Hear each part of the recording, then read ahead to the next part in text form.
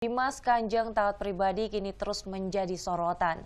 Selain dugaan keterlibatannya dalam kasus pembunuhan, Dimas Kanjeng taat pribadi juga diperiksa sebagai saksi terkait kasus dugaan penipuan dan pencucian uang. Seperti apa sebenarnya sosok Dimas Kanjeng taat pribadi? Rekan saya Mahesa Nugraha berkesempatan mewawancarai Ketua Yayasan Dimas Kanjeng, Marwah Daud. Berikut perbincangannya. Ya, saat ini saya sudah bersama dengan Ibu Marwah Daud, yaitu Ketua dari Yayasan Padepokan Dimas Kanjeng. Ibu, apa kabar Bu Marwah? Alhamdulillah kabar baik. Sehat Ibu? Sehat. Ya, Bu, saya akan mengklarifikasi tentang apa yang sudah beredar di masyarakat tentang perkembangan masalah juga yang terkait dengan di Padepokan Dimas Kanjeng. Pertama-tama saya ingin menanyakan kepada Bu Marwah selaku Ketua Yayasan. Bagaimana Bu, awal ceritanya Ibu bisa bertemu dan juga kenal dengan sosok taat pribadi sendiri? Waduh, ini pertanyaan yang sering ditanyakan ya. Jadi hampir 20 tahun sebenarnya saya dengan beberapa sahabat itu membuat program untuk pemberdayaan masyarakat desa. Kami kemana-mana, programnya ya seperti tanam pohon, pelatihan-pelatihan dan sebagainya. Dan pada suatu hari, sekitar 2011-2012 kalau nggak salah waktu itu, saya disampaikan, wah ini program-program kita kalau selama ini kan kita sangat, programnya sangat apa ya namanya ya, sesuai dengan kemampuan masing-masing. Nah, mudah-mudahan ini kalau Ibu bisa ikut serta dalam program yang baru saja saya saksikan ini, mudah-mudahan bisa terjadi percepatan. Saya kan kaget, apa ini? Karena dikaitkan dengan program-program yang menurut saya sangat bagus. Itu yang menawarin siapa program itu? Waktu itu namanya sampai sekarang sih masih bersama, namanya Bapak sahabat saya, Insinyur Suparman ya. Kami memang sering bareng. Nah, awalnya beliau menyampaikan itu cerita, kemudian saya pelajari untuk yakin. Ya, memperlihatkanlah ada beberapa kemampuan khusus gitu kan. Saya pikir apa ini benar gitu. Sehingga saya pada waktu itu saya katakan ya bagus sekali kalau saya bisa melihat faktanya ya. Ya mungkin sudah beredar di YouTube bagaimana beliau bisa memperlihatkan ya, membuat uang dari tidak ada menjadi ada. Artinya, maaf saya potong Bu, artinya yang memperkenalkan Ibu dengan sosok taat sendiri adalah saudara Suparman itu tadi Bu? Oke.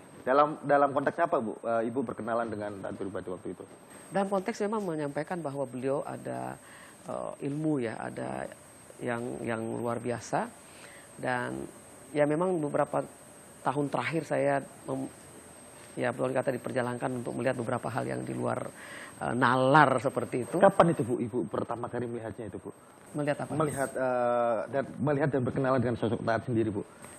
Ya tahun 2012 itu ketika saya mau melihat ininya ya, melihat apa yang diperlihatkan oleh sahabat saya itu melalui foto dan melalui video-video. Dan ketika saya lihat ini luar biasa, sangat sederhana, sangat biasa-biasa dan tapi punya kemampuan yang luar biasa. Artinya kalau saya tidak lihat, saya tidak percaya. Tapi karena lihat fakta, sangat luar biasa. Bagaimana seseorang dari tangannya bisa keluar uang. Waktu Ibu melihat yang Ibu rasa itu sesuatu yang tidak bisa kita jangkau sebagai manusia normal. Seperti apa Bu kondisi waktu itu Bu? Apakah itu benar-benar real seperti itu? Iya, saya seperti saya katakan saya sangat rasional kan. Dan insya Allah saya selalu takut saya. Hidup kita ini kan singkat sekali, tapi hidup setelah di alam abadi itu miliaran, triliunan dan tak terhingga tahun. Saya hanya mengatakan ya Allah, perlihatkan kepada saya bahwa ini benar untuk hidup saya di dunia dan lebih benar untuk hidup saya di akhirat untuk anak-anak saya. Jadi saya cukup hati-hati. Jadi saya kalau orang sekarang tidak percaya, jangankan mereka, saya mau meyakinkan dalam satu malam atau dalam satu hari atau satu minggu. Saya aja butuh 1 tahun, saya bilang. Padahal saya sudah menyaksikan. Pertanyaan saya sama dengan tadi Bapak ya, atau saat ini kita baca dari Majelis Ulama misalnya.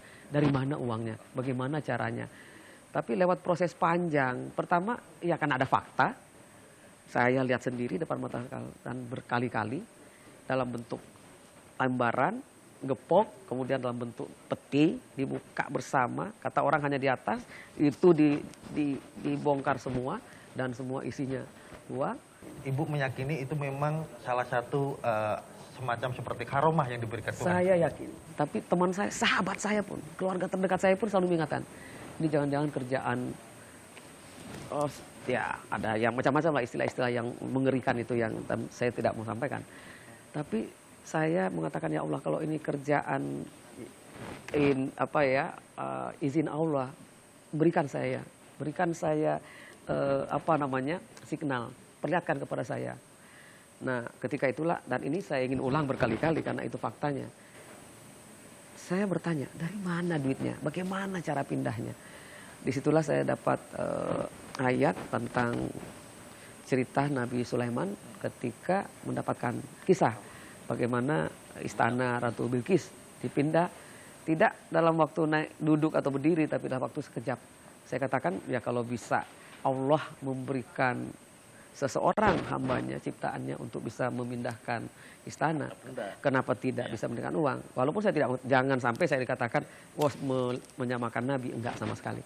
Tapi analoginya ada seperti itu.